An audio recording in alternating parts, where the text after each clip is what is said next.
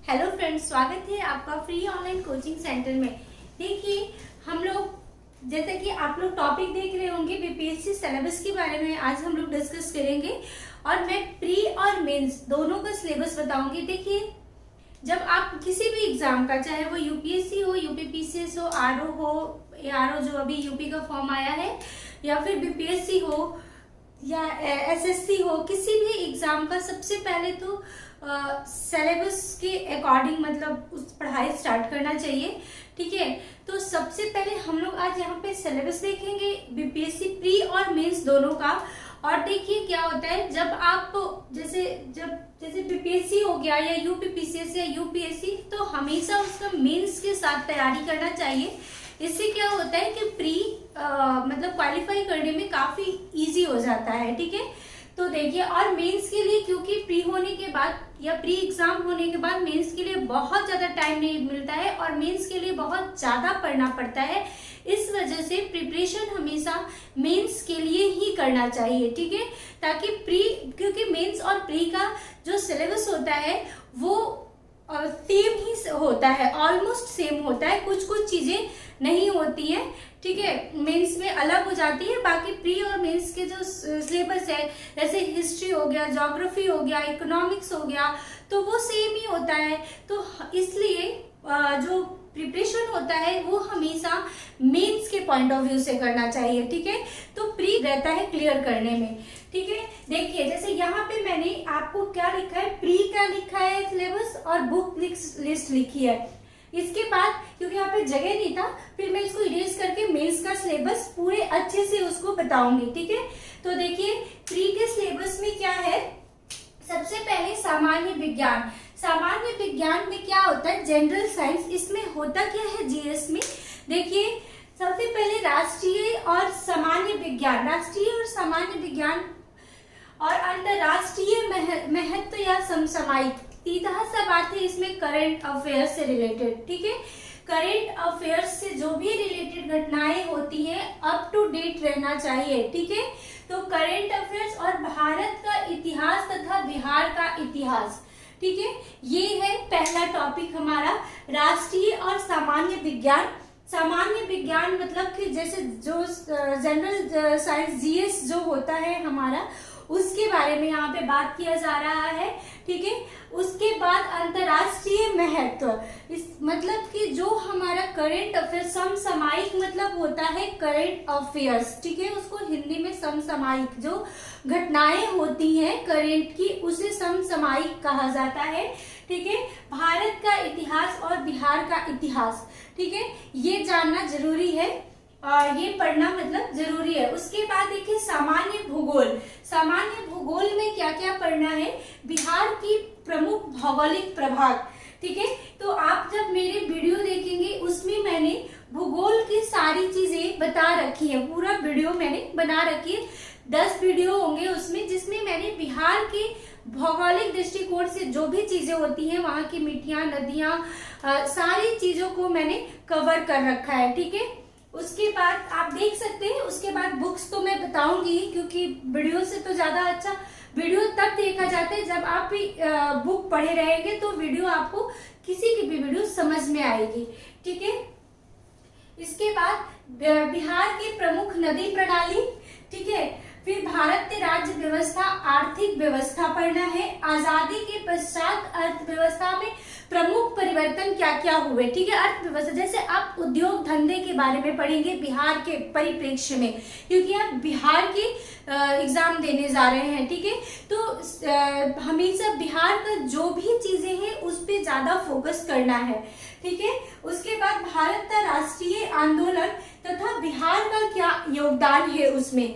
ठीक है, राष्ट्रीय आंदोलन और बिहार का योगदान, मतलब बिहार में जितने भी आंदोलन हुए हैं या बिहार के कोई भी पर्सन, जैसे कि 1857 की जो भारतीय स्वतंत्रता संग्राम हुआ था, उसमें जैसे कुंवर सिंह का नाम आता है, वो आरा जिला के थे बिहार के, तो आप उसके बारे में पूरा पढ़ेंगे। फिर संथाल विद्रोह हो गया। ठीक है, और सामान्य मानसिक योग, फिर है राष्ट्रीय आंदोलन और बिहार का योगदान बता दिया मैंने कि सामान्य भूगोल में आएगा।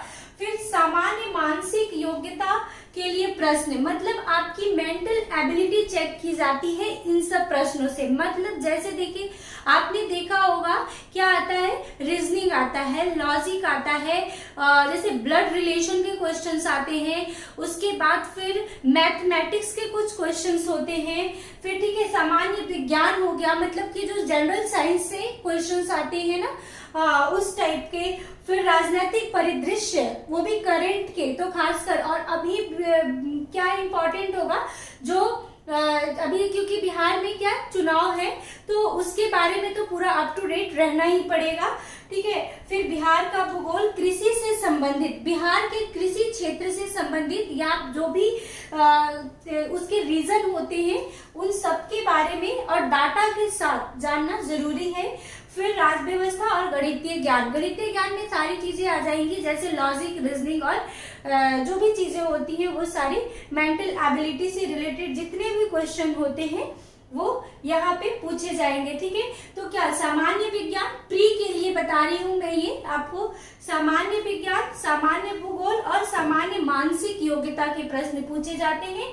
अब देखिए मैं बुक्स बताती हूँ, ठीक है, ये मैं बुक्स बता रही हूँ कि इतना अगर पढ़ लिया जाएगा तो काफी है इतना, बाकी इसके अलावा तो बहुत सारी बुक्स अवेलेबल है और बहुत सारी चीजें कोई पढ़ भी नहीं पाता है और पढ़ने का कोई फायदा भी नहीं होता है, क्योंकि वो बहुत सारी चीजें एक ही में मिक्स हो जाती है, ठीक है। तो मतलब मैंने ये कुछ बुक्स बताई है, ये काफी इम्पोर्टेंट और काफी अच्छी बुक्स है, तो अगर आप चाहे तो इसको फॉलो कर सकते हैं, ये बहुत ही अच्छी, और करना भी चाहिए, मतलब वैसे तो आपकी मर्जी है, बट इसे करने से मतलब क्या मैं बताऊँ, ये सिर्फ ना प्री के लिए बल्कि ये बुक्स मेंस के लिए भी बहुत इम्पोर्टेंट है, ठीक है। तो ये मैंने बुक्स लिस्ट जो बनाई है, बुक लिस्ट सिर्फ ना प्री के लिए है, ये मेंस के लिए भी है, और मेंस का सिलेबस में इसको रिमूव करने के बाद मेंस का सिलेबस बताऊंगी, ठीक है। तो देखिए बुक लिस्ट पे आते हैं, बुक लिस्ट में जैसे प्री के लिए सबसे अच्छी बुक है इम्तियाज अहमद की बुक आती है बिहार की, ठीक है। तो वो बिहार स्पेशल है ना, उनकी एक बुक है इम्तियाज अहमद की, ये बहुत ही अच्छी बुक है, ठीक है। फिर सामान्य विज्ञान के लिए, सामान्य विज्ञान के लिए देखिए दृष्टि पब्लिकेशन का सामान्य विज्ञान आता है एक, ठीक है, ये दृष्टि पब्लिकेशन का, ये भी याद रखना जरूरी है। और इसके अलावा आप लुसेंट भी देख सकते हैं, ठीक है, लुसेंट जो है ना, वो लुसेंट भी काफी हेल्पफुल होता है। उसके बाद फिर करंट अफेयर्स के लिए प्रतियोगिता दर्पण बहुत ही अच्छी है, ठीक है। ऐसे तो आपको करंट अफेयर्स के लिए मार्केट में बहुत सारी मैगजीन अवेलेबल होती है, लेकिन ये प्रतियोगिता दर्पण हिंदी मीडियम वालों के लिए काफी यूजफुल होता है और काफी हेल्पफुल होता है, और ये न सिर्फ प्री के लिए बाकी मेंस के लिए भी बहुत ही अच्छी है ये मैगजीन प्रतियोगिता दर्पण, ठीक है। बाकी आपको सबसे अच्छी चीज अगर कुछ है तो वो है लोकल न्यूज़पेपर, मतलब अगर आप बिहार, अब तो खैर नेट पे भी सारी चीजें अवेलेबल है, तो जैसे अगर आप किसी भी स्टेट में हैं और बिहार का एग्जाम देना चाहते हैं तो बिहार का न्यूज़पेपर जरूर पढ़े, और बाकी बिहार के हैं तो बिहार में तो अवेलेबल होंगी ही। तो प्रतियोगिता दर्पण और लोकल न्यूज़पेपर, यानी कि लोकल न्यूज़पेपर मतलब बिहार स्टेट का जो भी न्यूज़पेपर होगा उसको पढ़ना चाहिए पर डे, ठीक है। उसके बाद पॉलिटी के लिए एम लक्ष्मीकांत, ये तो सबको पता होगा कि ये बीपीएससी हो गया, यूपीएससी होगा, यूपीपीसीएस हो गया, लेकिन उसका 6th एडिशन लीजिएगा क्योंकि उसमें कुछ चेंजिंग की गई है, ठीक है। फिर उसके बाद भूगोल के बारे में, ज्योग्राफी के बारे में, इसमें देखिए एक है महेश वर्णवाल, ठीक है, इनका एक आता है बुक एनसीईआरटी सार संग्रह, ये बहुत ही अच्छी बुक है, टू द पॉइंट बताया गया है। तो ये महेश वर्णवाल, ये प्री और मेंस के लिए दोनों के लिए हेल्पफुल है। और डीआर खुल्लर, ये बहुत ही अच्छी बुक है, ठीक है, इनकी बुक का नाम है भारत का भूगोल, ठीक है। और ये सारी चीजें देखिए शॉप पे भी अवेलेबल है, और बाकी ये सारी बुक जो है आप जैसा कि जानते हैं अमेज़न जो किंडल है इन सब पे ये सारी बुक्स आपको अवेलेबल मिल जाएंगी, ठीक है। तो जो नेट से पढ़ सकता है लैपटॉप या मोबाइल से उसके लिए भी है, और जो अगर आप ऐसे लेना चाहते हैं हार्ड कॉपी उसके लिए भी है। तो ये देखिए, ये अमेजॉन किंडल पे भी ये सारी बुक्स मिल जाएंगी, और ऐसे शॉप पे जाएंगे तो वहां भी मिल जाएगी। महेश वर्णवाल की एनसीईआरटी सार संग्रह, बहुत अच्छी बुक है। डीआर खुल्लर, भारत का भूगोल इनके बुक का नाम है। फिर आते देखिए इकोनॉमिक्स पे, ठीक है। इकोनॉमिक्स में सबसे अच्छी बुक है ये रमेश सिंह की भारतीय अर्थव्यवस्था, ठीक है। ये यूपीएससी के लिए भी, यूपीएससी लेवल के लिए ये बुक मानी जाती है। बाकी अगर जैसे जिसका मान लीजिए कि ऑप्शनल सब्जेक्ट भी इकोनॉमिक्स है, या फिर आप नॉर्मल भी ऐसे पढ़ना चाहते हैं, उसके लिए भी इकोनॉमिक्स के लिए रमेश सिंह की भारतीय अर्थव्यवस्था बहुत ही अच्छी बुक है, ठीक है। उसके अलावा अगर आप प्री के लिए चाहते हैं तो देखिए, प्री के लिए अगर आपको बेसिक नॉलेज है अगर इकोनॉमिक्स के, जिसका सब्जेक्ट होगा उसको तो होगा ही। उसके बाद अगर आप एनसीईआरटी 11th और 12th पढ़ते हैं, 12th क्लास की एनसीईआरटी की जो इकोनॉमिक्स की बुक होती है वो काफी हेल्पफुल होगा, ठीक है। उसके बाद फिर अगर आप बेसिक से इकोनॉमिक्स जानना चाहते हैं तो आपको 6th, 7th, 8th की भी बुक एनसीईआरटी पढ़नी पड़ेगी इकोनॉमिक्स की, ठीक है। इसके बाद देखिए हिस्ट्री आपको पता है कि हिस्ट्री जो होता है वो कमीशन के एग्जाम के लिए काफी इंपॉर्टेंट सब्जेक्ट होता है। चाहे आप किसी भी सब्जेक्ट से डिग्री लिए हो, हिस्ट्री आपको पढ़नी ही है, ठीक है।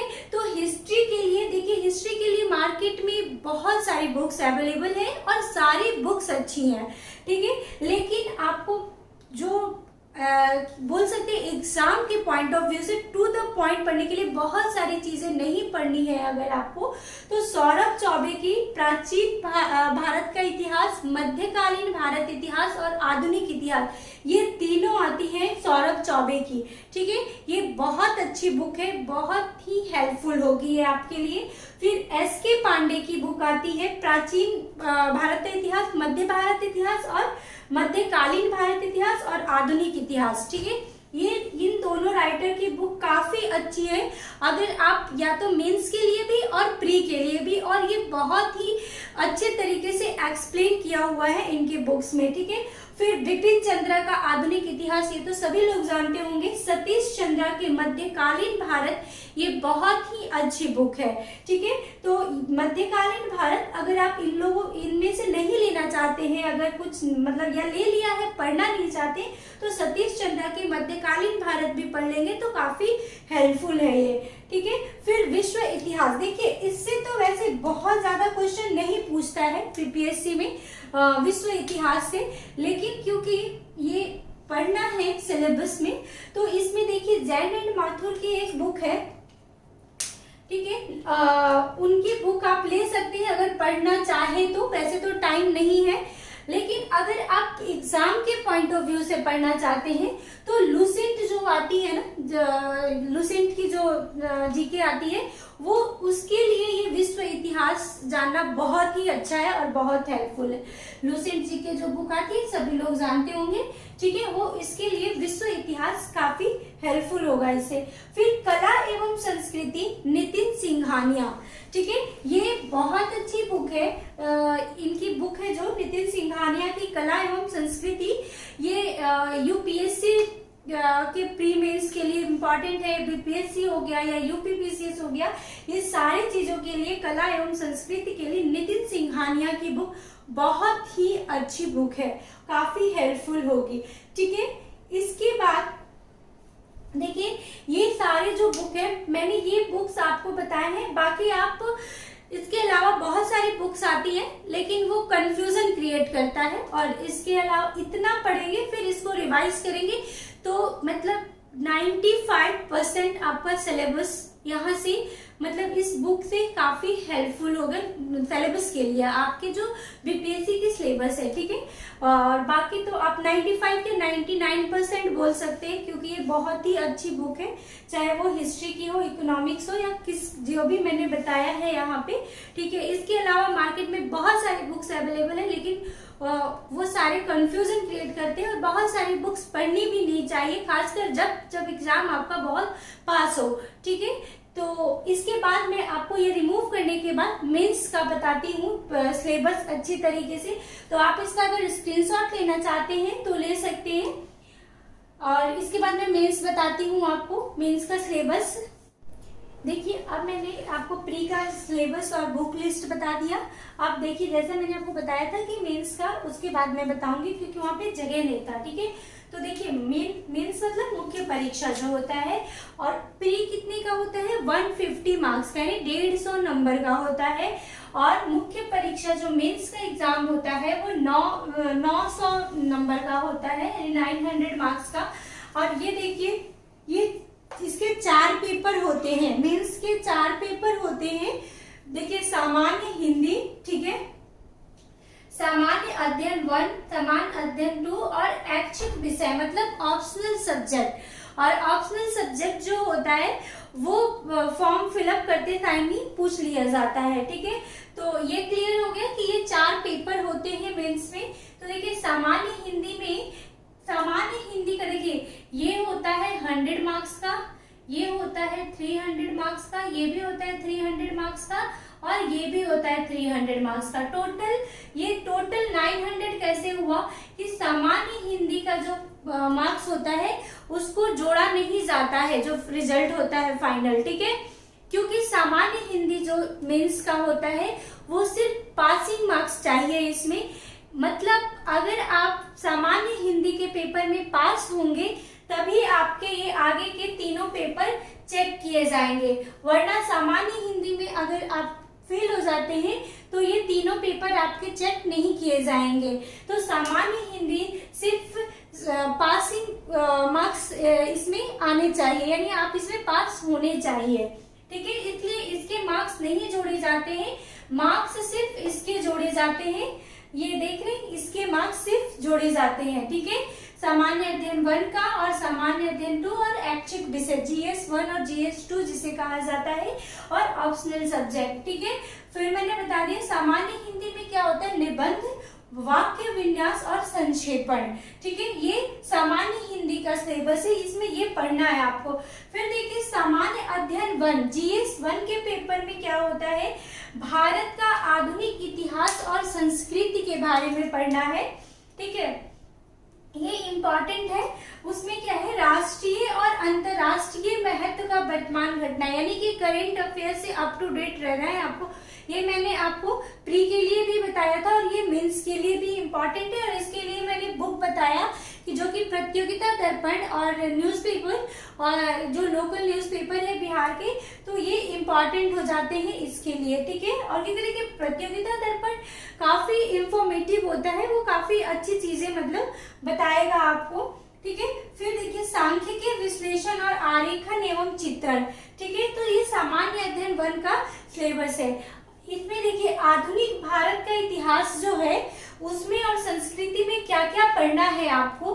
देखिए जो संस्कृति है वो 19वीं शताब्दी के मध्य भाग से लेकर देश की रूपरेखा, मतलब अभी जो सारी चीजें चल रही है उन सारी चीजों के बारे में आपको अप टू डेट रहना है। फिर इसमें ज्यादातर क्या, रविंद्रनाथ टैगोर, महात्मा गांधी और नेहरू के बारे में आप आधुनिक इतिहास में ज्यादातर पढ़ेंगे। इससे प्रश्न पूछे जाते हैं, इन्हीं पे प्रश्न आते हैं। फिर बिहार का आधुनिक इतिहास में क्या सहयोग है, तो इसके लिए आप क्या पढ़ सकते हैं, पाश्चात्य शिक्षा के प्रारंभ और विकास में बिहार का काफी योगदान है, ठीक है। इससे पढ़ना है आपको। फिर स्वतंत्रता संग्राम में बिहार की भूमिका अहम रही है, जैसा कि कुंवर सिंह के नेतृत्व में जो स्वतंत्रता संग्राम 1857 की स्वतंत्रता संग्राम की गई थी, ठीक है। फिर संथाल विद्रोह, देखिए जब ये क्या है कि ये मैं जो बता रही हूँ, ये बिहार तो आप लोग जैसे जानते हैं कि बंगाल से 1912 में अलग हुआ, उड़ीसा से 1936 में अलग हुआ और फिर झारखंड से 2001 में अलग हुआ, ठीक है। तो इस तरीके से ये 2000 शायद झारखंड 2000 में अलग हुआ है, ठीक है। तो झारखंड इस तरीके से पहले बिहार क्या था, मतलब बंगाल वाला रीजन भी था, उड़ीसा वाला भी था। तो जो भी विद्रोह आते हैं उन सारे विद्रोह को पढ़ेंगे यहाँ पे। स्पेशली आप ये छोड़ के लिखिए कि ये बंगाल के रीजन में ये विद्रोह शुरू हुआ था या फिर ये झारखंड में शुरू हुआ था, नहीं, इसको इसलिए पढ़ेंगे क्योंकि जब ये सारी चीजें, ये विद्रोह चल रही थी उस समय बिहार वो एक ही था, ठीक है। तो संथाल विद्रोह, 1857 का विद्रोह, विरसा आंदोलन, चंपारण सत्याग्रह सत्याग्रह और 1942 का भारत छोड़ो आंदोलन। तो ये मेन टॉपिक है जिससे प्रश्न आएंगे, ठीक है। फिर संस्कृति में क्या पढ़ना है आपको, पाल कला, मौर्य कला, पटना कला, मधुबनी कला, ठीक है। और देखिए मैंने आपको बताया कि मेरे चैनल पे मैंने बिहार की जो ज्योग्राफी है, नदियां हैं, मिट्टियां हैं, फिर औद्योगिक केंद्र जो हैं, फिर उसके अलावा मैंने आपको बहुत सारी चीजें बताई हैं। तो आप जाके मेरे चैनल के प्लेलिस्ट में देख सकते हैं बिहार के भूगोल के बारे में, स्पेशली बिहार के भूगोल के बारे में, और मैंने बिहार के प्राचीन इतिहास के बारे में बताया है। और अब उसके बाद मैं आपको उसके बिहार के मध्यकालीन इतिहास और आधुनिक इतिहास भी बताने वाली हूँ, ठीक है। तो उसमें हम लोग ये सब भी देखेंगे। उसके बाद मैंने संस्कृति में पाल कला, बिहार की कला और संस्कृति में मैंने पाल कला, मौर्य कला, पटना कला और मधुबनी कला, चारों कला के बारे में अलग अलग वीडियो बनाया है, और जो कि मेरे चैनल पे अवेलेबल है, आप देख सकते हैं। इसके अलावा मैंने आपको बताया ही है कि नितिन सिंघानिया की जो बुक है वो पढ़ना ही पड़ेगा, क्योंकि वीडियो से वो उतना, जब तक बुक नहीं पढ़ेंगे तब तक वीडियो देखने का कोई फायदा नहीं होता है, ठीक है। फिर सामान्य अध्ययन 2, जीएस पेपर 2 में क्या पढ़ना है, भारतीय राज्य व्यवस्था, भारतीय अर्थव्यवस्था, भारत के विकास एवं विज्ञान में प्रौद्योगिकी भूमिका, ठीक है। विज्ञान एवं प्रौद्योगिकी की क्या भूमिका है, तो भारतीय राज्य व्यवस्था, जैसे मैंने आपको बताया एम लक्ष्मीकांत की बुक पढ़नी है, तो आर्टिकल वगैरह होते हैं या बिहार के जितने भी राजनीतिक आर्टिकल होंगे उसमें जो भी जिस आर्टिकल के अंतर्गत बिहार को उड़ीसा से या फिर किसमें किसके बारे में अलग किया गया, क्यों अलग किया गया, ये सारी चीजें डिटेल में पढ़नी होंगी मेंस के लिए, ठीक है। फिर भारत तथा बिहार की राजनीतिक व्यवस्था पढ़ना है। फिर भारतीय अर्थव्यवस्था में, और ये क्या एम लक्ष्मीकांत की जो बुक मैंने बताई है वो बहुत अच्छी बुक है और वही आप पढ़ेंगे भी, ठीक है। फिर भारतीय अर्थव्यवस्था में भारत तथा बिहार की योजनाएं पढ़नी है, भारत की भी पढ़नी है और बिहार की भी पढ़नी है, ठीक है। योजनाएं विद डाटा पढ़ना होता है, यानी कि आपको उसके नोट्स बनाने होंगे, सिर्फ ये नहीं कि ये योजना यहाँ से स्टार्ट हुआ, विद डाटा आपको पढ़ना पड़ेगा। जैसे फिर भौतिक, आर्थिक, सामाजिक दृष्टिकोण से प्रश्न इसमें पूछे जाते हैं अर्थव्यवस्था में। फिर भारत तथा बिहार के विज्ञान एवं प्रौद्योगिकी महत्व, और उसके बाद प्रायोगिक पक्ष बल, ठीक है। तो इस तरह से हमारा ये मेंस का सिलेबस था, ठीक है। और ये जो कि काफी, देखिए ये आप, इसीलिए मैंने बोला कि आप जब प्री का प्रिपरेशन करेंगे तो वो अगर मेंस के पॉइंट ऑफ व्यू से अगर आप प्रिपरेशन करते हैं तो वो प्री के लिए मतलब वो पूरा 100% प्री की तैयारी हो ही जाती है, ठीक है। क्योंकि प्री से भी ये सारे सिलेबस एक ही है और पूछे भी जाते हैं इन्हीं में से। सिर्फ सामान्य हिंदी को अगर छोड़ दे तो आप देखेंगे कि प्री के भी कुछ जो मतलब 95% जो सिलेबस होते हैं वो मेंस के ही होते हैं, 99% भी बोल सकते हैं आप, क्योंकि सिर्फ इसको छोड़ देंगे अगर आप सामान्य हिंदी को, तो सारी चीजें आपको प्री में भी पढ़नी है, क्योंकि इससे भी रिलेटेड क्वेश्चंस आते हैं, ठीक है। तो इसके लिए मैंने आपको बुक्स बता दी जो कि प्री और मेंस दोनों के लिए ही इम्पोर्टेंट है। तो ये हमारा और आज का ये टॉपिक था हमारा BPSC syllabus pre and mains का।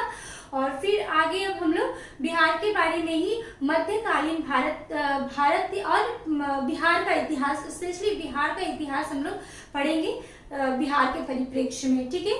तो आज के लिए हमारा ये इतना ही था। अगर आपको मेरा ये वीडियो अच्छा लगेगा तो आप like, share and subscribe channel को जरूर कीजिएगा। Thank you.